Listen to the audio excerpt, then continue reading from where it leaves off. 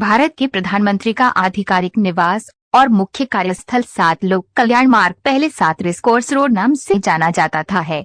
यहीं पर वे रहते हैं और अपनी अधिकांश आधिकारिक या राजनीतिक बैठकें करते हैं। ये 7 लोक कल्याण मार्ग नई दिल्ली में स्थित है और प्रधानमंत्री के निवास परिसर का आधिकारिक नाम पंचवटी है। ये भगवान राम का वन नाम भी था।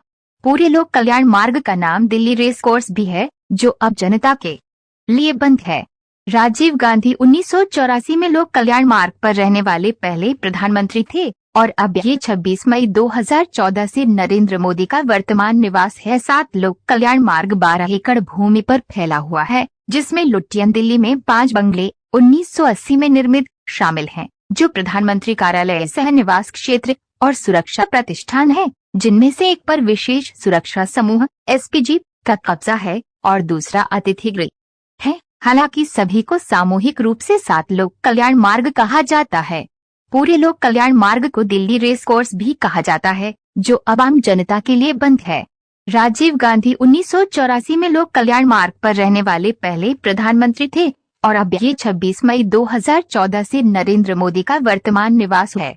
जबकि प्रोटोकॉल औपचारिक अवसरों या किसी विशेष स्थिति में व्यवहार करने के लिए स्वीकृत तरीके को नियंत्रित करने वाले नियमों की प्रणाली है। एसपीजी का नेतृत्व सचिव करते हैं। प्रधानमंत्री की गतिविधियों के लिए प्रोटोकॉल तय करना, संचालन प्रक्रिया विकसित करना और सुरक्षा के विभिन्न पहलुओं में शामिल कई एजेंसियों की जिम्मेदारियों को परिभाषित करना। ये प्रावधान ब्लू बुक में शामिल हैं, जो प्रधानमंत्री की सुरक्षा के लिए सुरक्षा दिशा निर्देश निर्धारित करता है। प्रधानमंत्री के आवास और प्रोटोकॉल के बारे में रोचक तथ्य। 7 लोक कल्याण मार्ग स्थित प्रधानमंत्री आवास के बंगलों का डिजाइन रॉबर्ट ओ रसेल ने तैयार किया है, जो ब्रिटिश वास्तुकार एडविन लुटियन की टीम का हिस्सा थे जब वे 1920 और 1930 के दशक में नई दिल्ली का डिजाइन तैयार कर रहे थे। क्या आप जानते हैं कि प्रधानमंत्री वीपी सिंह के कार्यकाल के दौरान 7 लोक कल्याण मार्ग प्रधानमंत्री का आधिकारिक निवास बन गया था। उन्होंने इस जगह को स्थायी रूप से प्रधानमंत्री आवास के रूप में बदल दिया।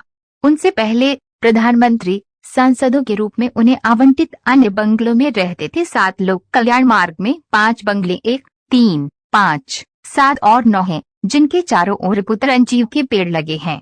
5 लोक कल्याण मार्ग वर्तमान में हमारे प्रधानमंत्री का निजी आवासीय क्षेत्र है और 7वां बंगला उनका कार्यालय है। बंगला 9 में विशेष सुरक्षा समूह एसपीजी रहता है, जो प्रधानमंत्री की सुरक्षा के लिए जिम्मेदार विशेष बल है। यहाँ एक टेनिस कोर्ट भी है। बंगला 3 प्रधानमंत्री के मेहमानों के लिए गेस्ट हाउस है। लोक कल्याण मार्ग पर स्थित बंगला 1 प्रधानमंत्री की सेवा के लिए हेलीपैड है, जिसका उपयोग 2003 से किया जा रहा है। ये बंगले बहुत बड़े नहीं हैं। उनके घर में 2 बेडरूम, 1 अतिरिक्त कमरा, 1 डाइनिंग रूम और मुख्य लिविंग रूम है, जिसमें करीब 30 लोग रह सकते हैं। दिलचस्प बात यह है कि करीब 2 किलोमीटर लंबी भूमिगत सुरंग भारतीय प्रधानमंत्री के आवास को सफदरजंग हवाई अड्डे से जोड़ती है, जहां यातायात की भीड़ को कम करने के लिए वे हेलीकॉप्टर उतरते हैं। ये कमाल अतातुर्क मार्ग गोल्फ कोर्स और सफदरजंग मकबरे से आगे बना है और फिर हवाई अड्डे पर हेलीकॉप्टर हैंगर तक भूमिगत मार्ग से पहुंचा जा सकता है। इस सुरंग का काम 2010 में शुरू हुआ था और जुलाई 2014 तक पूरा हो गया था। साथ ही नरेंद्र मोदी इसका इस्तेमाल करने वाले पहले प्रधानमंत्री हैं। आप जानते ही होंगे कि 7 लोक कल्याण मार्ग के लॉन बाकी सबसे बेहतर हैं। वे बहुत बड़े, संवारे हुए और इतने बड़े हैं कि उनमें एक घोड़ा दौड़ सकता है। परिसर में उगे गुलमोहर, सेमल और अर्जुन के पेड़, मोर सहित कई पक्षियों का घर भी है। और 7 लोक कल्याण मार्ग में केवल एक ही प्रवेश द्वार है और वह भी एसपीजी द्वारा सुरक्षित है। 7 लोक कल्याण मार्ग पर कार्यस्थल में प्रवेश करते ही दोनों तरफ 2 छोटे कमरे हैं, जिनमें से प्रत्येक में 2 निजी सचिव रहते हैं। आगंतुक कक्ष दाईं ओर है। आगे की ओर मेहमानों से मिलने के लिए एक कक्ष है। उसके बगल में बड़ी बैठकों के लिए रहने की जगह है, जिसके पीछे भोजन कक्ष है, जहां नाश्ते और दोपहर के भोजन की बैठकें आयोजित की जाती हैं। 7 लोक कल्याण मार्ग से एक गलियारा आपको पंचवटी तक ले जाता है, जिसे 2 या 3 कॉन्फ्रेंस रूम या एक बड़े बैंक्वेट हॉल में विभाजित किया जा सकता है।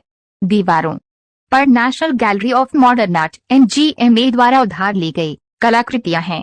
यात्राओं के दौरान प्रधानमंत्री कई उपहार प्राप्त पेंटिंग, स्मृति चिन्ह, धातु के कटोरे आदि एकत्र करते हैं, जिन्हें या तो 7 लोक कल्याण मार्ग में प्रदर्शित किया जाता है या तो शाखाना कोषगृह में भेज दिया जाता है। जब आप लोक कल्याण मार्ग में प्रवेश करते हैं तो सबसे पहले 9 RCR बिल्डिंग में प्रवेश करते हैं। आगे पार्किंग है और फिर रिसेप्शन एरिया है। इसके आगे और भी कड़ी सुरक्षा वाली जगह है, जिसमें 7, 5, 3 और 1 लोक कल्याण मार्ग हैं। यहाँ तक कि रिश्तेदारों को भी बिना बताए नहीं छोड़ा जा सकता। दोस्त भी पीएम से मिलने नहीं आ सकते। केवल उन्हीं आगंतुकों को अंदर जाने की अनुमति है जिनके नाम पीएम के निजी सचिवों ने एसपीजी को दिए हैं। ये नियम सुरक्षा सलाहकार, शीर्ष नौकरशाहों, रिश्तेदारों और मेहमानों सहित सभी पर लागू होता है और आगंतुकों से पहचान पत्र साथ रखने की अपेक्षा की जाती है। इस बैरियर को पार करने के बाद एसपीजी आगंतुक को प्रधानमंत्री के पास ले जाती है। इसके लिए कारों का एक समर्पित बेड़ा है। एक समय में टाटा नैनो और पूरा इलाका नो फ्लाई जोन है। यहाँ तक कि आवासीय बंगले में भी अतिरिक्त सुरक्षा है और पास में ही स्थित ऊंचे होटल सम्राट की शीर्ष 4 मंजिलों पर सरकार का कब्जा है। ये बारबंद किला कई ऐसी सुविधाएं प्रदान करता है जिनके बारे में कई अन्य बड़े बंगले केवल सपने ही देख सकते हैं, जैसे कि इसमें एक पावर स्टेशन है। अखिल भारतीय आयुर्विज्ञान संस्थान के डॉक्टर और नर्स 24 घंटे ड्यूटी पर रहते हैं और एक एम्बुलेंस हमेशा प्रधानमंत्री के काफिले के साथ रहती है। इसमें 6 BMW शामिल हैं। यह सब वाजपेयी के कार्यकाल में ऑर्डर पर बनाया गया था। दिल्ली में प्रधानमंत्री द्वारा 2 BMW का उपयोग किया जाता है। 2 मेहमानों के लिए हैं और बाकी 2 को प्रधानमंत्री देश में जहां भी जाते हैं उनके साथ उड़ाया जाता है। कमाल की बात यह है कि 7 लोक कल्याण मार्ग में सिर्फ कला और पेंटिंग ही नहीं बल्कि फिल्में भी देखने को मिलती हैं। 2006 में लगे रहो मुन्ना भाई के रिलीज होने के तुरंत बाद यूएफओ मूवीज के निर्देशक ने 7 लोक कल्याण मार्ग पर एक निजी स्क्रीनिंग का आयोजन किया था। इसके बाद तारे जमीन पर और पीपरी लाइव की भी निजी स्क्रीनिंग आयोजित की गई। यहाँ तक कि नाई, दर्जी और स्टाइलिस्ट भी घर से एक फोन कॉल की दूरी पर हैं। इसके अलावा 7 लोक कल्याण मार्ग को कुशलतापूर्वक चलाने के लिए कर्मचारियों की एक सेना की आवश्यकता होती है। सचिव कर्मचारियों के अलावा इसमें लगभग 50 माली, चपरासी और इलेक्ट्रीशियन का सहायक स्टाफ है। उन्हें पूरी तरह से पृष्ठभूमि की जांच के बाद काम पर रखा जाता है।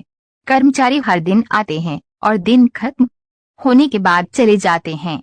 यहाँ के कुछ कर्मचारी दशकों से काम कर रहे हैं। अगर ये जानकारी अच्छी